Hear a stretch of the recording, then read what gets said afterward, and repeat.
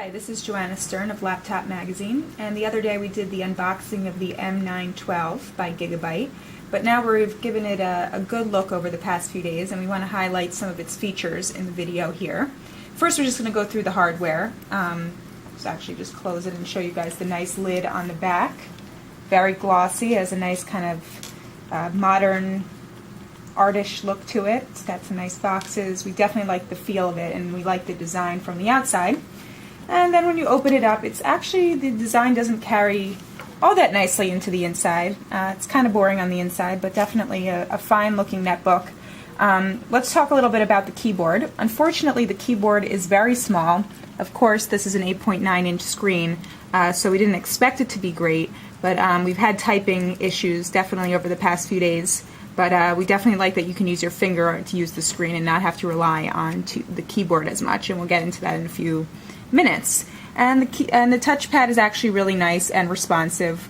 We like that it blends with the rest of the palm rest here. The scrolling button line here works perfectly, and the buttons are actually very responsive too. We like them a lot better than the EPC 901 and 1000 buttons. They're not as tough to push. And then around here you've got standard ports, except what you do have here is an express card slot, which we're really impressed with and happy to have on here. I actually plugged in my Verizon mobile broadband card yesterday, and we were up and running, which was great. And of course you have, your 3 USB, a VGA out, mic, headphone, the standard goods. And let's talk a little bit about performance before we move on to the touch, because there's some really nice things to highlight with the touch. In terms of performance, we've actually seen a bit of a sluggish boot time, about over a minute, or a little under a minute after we removed Norton virus, antivirus, which for some reason came with the netbook. But other than that, multitasking is working pretty good. As you can see, we have a number of programs open here. We are watching a streaming video here of Paris Hilton.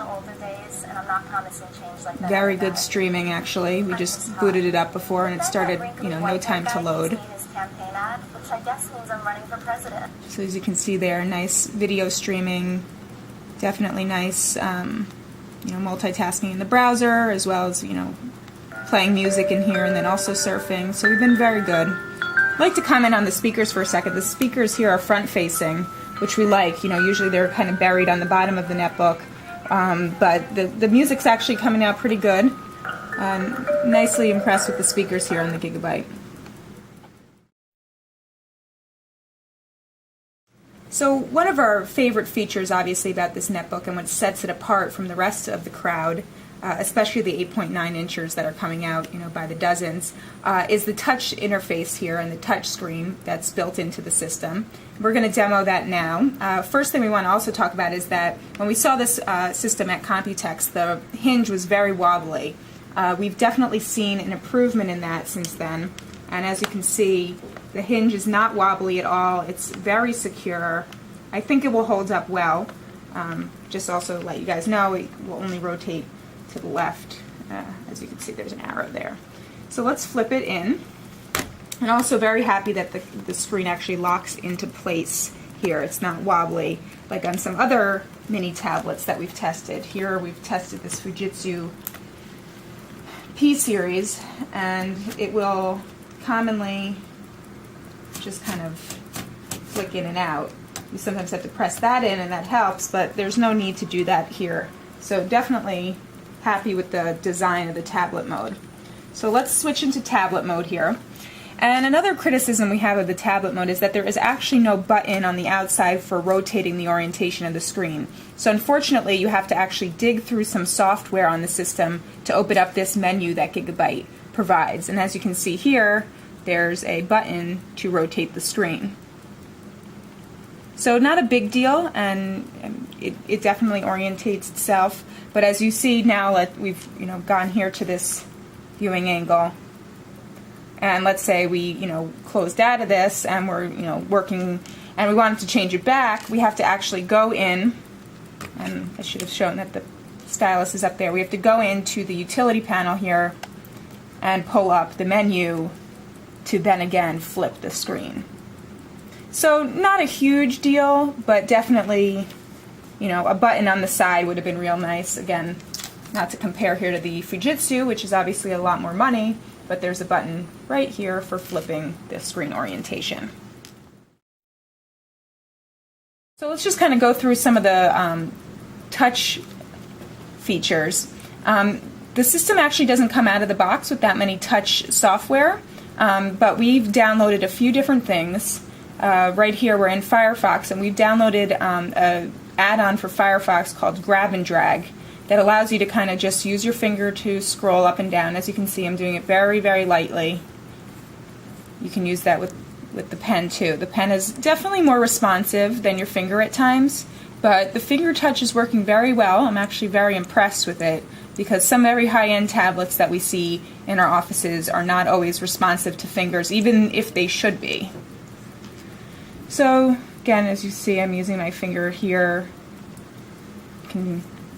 up and down, and I'm pretty responsive to my nail, and not even using just the top of my nail, but just the palm of my finger pad. And again, you can toggle applications that way. I'm not having the best luck here on the bottom, so you can promise this was working before. Yeah, I mean, sometimes you have to give your nail a little bit of it, but you can definitely maneuver nicely with your finger, or just simply taking the stylus out and you'll see nice response. Another thing we put onto the system is a touch keyboard, because that didn't come on here, and I think I might have just closed it, but here it is. And again, what we've been able to do is use this touch keypad to kind of input addresses, so we don't need to take that keyboard out, flip around the screen. Let's go to my favorite German EPC blog, EPC News, and I'm a little slow, and so you get the gist of it here. And I can't move this here. But yeah, so because Microsoft doesn't preload it, you kind of have to struggle a bit to find some freeware, and we'll stop typing there. But you get the point. You could use your finger if that wasn't holding here. I'd be going much quicker. So that's another freeware program. And another freeware program we also downloaded was this Art Rage kit, and we think that it really illustrates how well you can kind of use the pen. I actually love this program. I've never seen it before, and we found it. So very nice and responsive. I'm really not pushing too hard on the screen at all. You can go into my toolkit here, and I can erase, or pull that up, and can change the size, and now I'm erasing.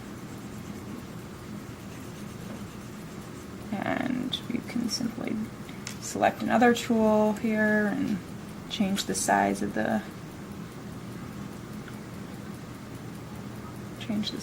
brush or the tip. Oh, this is actually a shading tool. Let's get some green. So definitely very nice for using your pen, and if we wanted to write a little bit, really messy handwriting. A little promotion there for our site.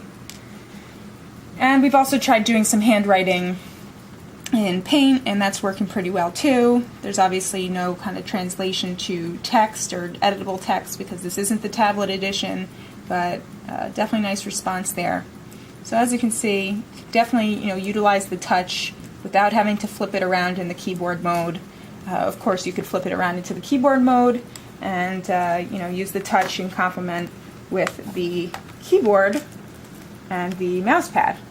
But we're definitely very impressed with the touch. I think for a netbook with this price, to have that kind of touch ability is definitely a key feature of this Gigabyte M912.